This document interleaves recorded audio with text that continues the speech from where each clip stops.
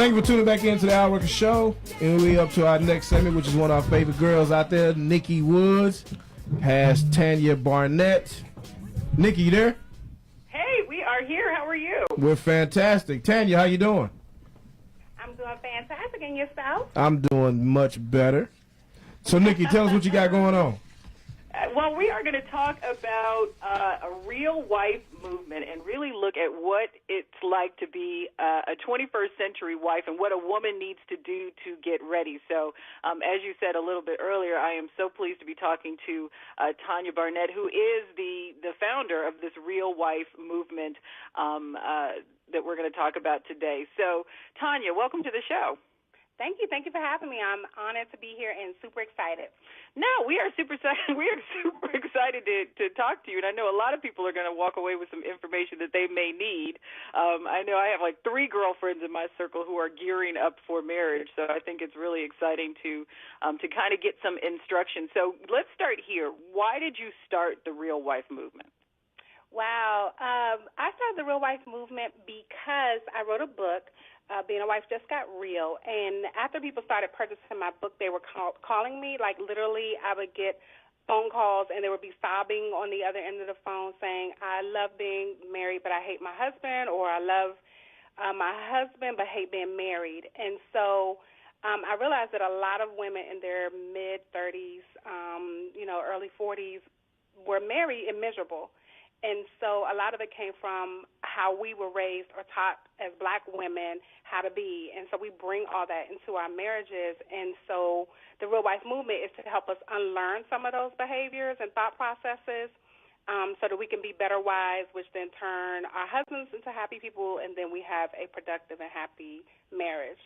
Okay, well, when you say bring all of that, tell me what some of all of that is. Okay, so all of that is the thought process. I don't need a man. So, and I used to say it to my husband all the time. So I'm super guilty. Where I would tell him, look, I had everything before I met you, so I don't need you. Things of that nature. And men need to feel needed. And I know there may be some women that may not agree with that, but it's the truth. And I think sometimes we have this I'm a black woman, hear me roar attitude, but not realizing that marriage is a partnership.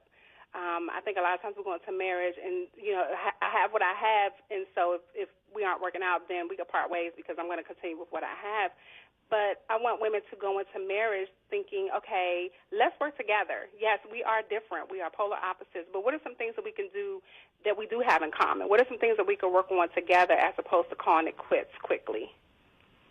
So do you in your coaching, because I do think that most marriages can be saved, and I'm not talking about marriages where there's any kind of physical abuse or anything like that, but I believe that most marriages can be saved, but I believe that there are some that cannot and maybe should not.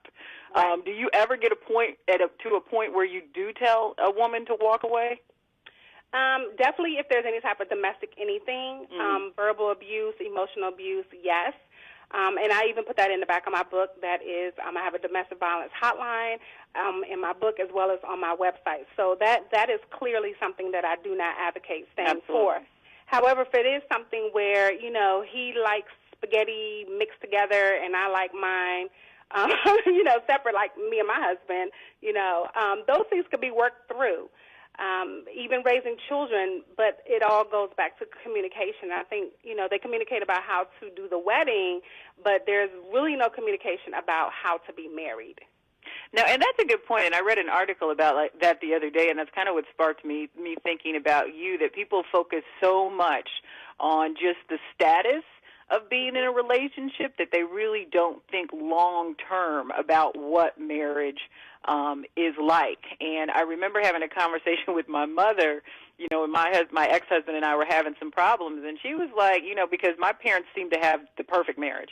Mm-hmm. And she was like, girl, I was about to divorce your father yesterday. It's like, and I was taken aback, and I was like, well, why aren't people more transparent about how much work marriage is? So when you sit young girls down, especially, I know you have a daughter, and, young girls that, are just getting out of school or in college or just starting, their lives, what do you tell them about marriage?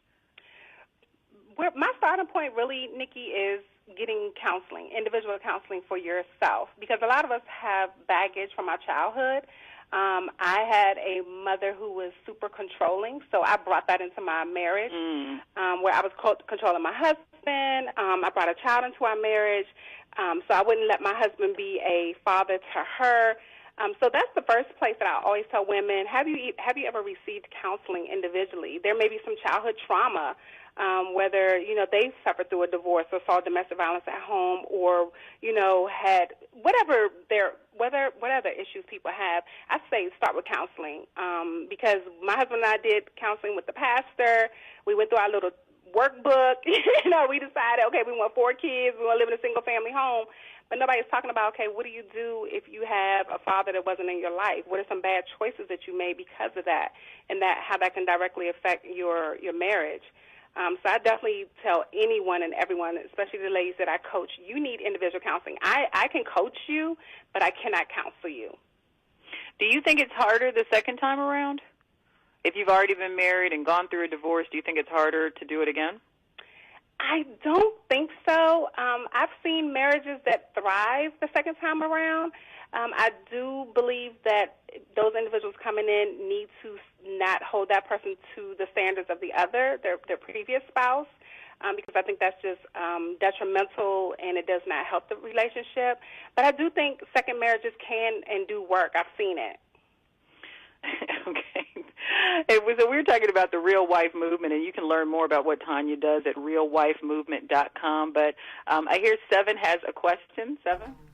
Yeah, man, I'm just asking Tanya, like, what poised her to challenge, the level of psychosis that women operate in, thinking that they're perfect, to suggest that they need counseling. I mean, I'm sure you get a lot of pushback on that.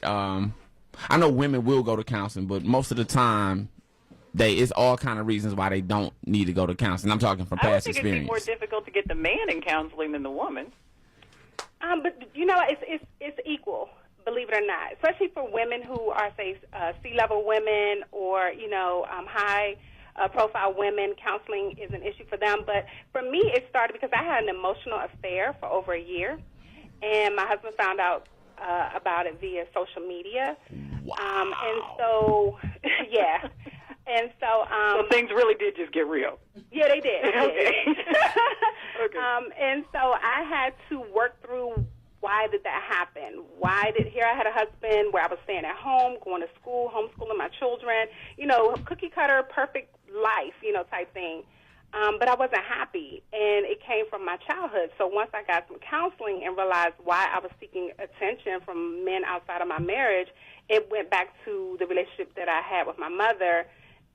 And so once I was able to work through that, my husband received his own counseling, and then we came together. My husband was able to forgive me, and we'll be celebrating 19 years this year. I want to shout out to your husband. I want to shout out to your husband because the rule of thumb is men cannot handle it when the shoe is on the other foot. So y'all celebrate 19 years. He had to go through a process and heal as well. Shouts out to your husband for staying in the trenches, staying down, and holding you down in the marriage. Gorgeous. Thank you. I will tell him that. Please. All right. Thank you so much, Tanya. We really appreciate you kind of leading this discussion with us and teaching us about the Real Wife Movement. Al? Thank you, Nikki. Thank you, Tanya.